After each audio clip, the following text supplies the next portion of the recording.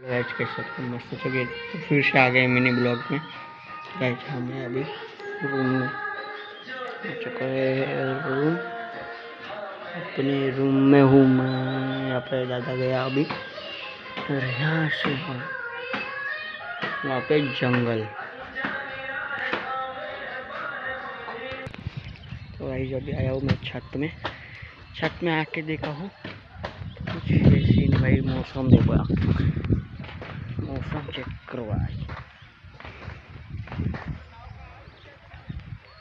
यह पूरा का अपना और सामने एक जंगल है। बड़े जंगल और इतने बड़े पेड़ है। अपने घर के पास इतना बड़ा पेड़ है और भाई क्या बताओ यार। और फिर से मिलते हैं मिनी ब्लॉग में। ऐसे बने रहो और सपोर्ट, लाइक, सब्सक्राइब जल्दी कर दो।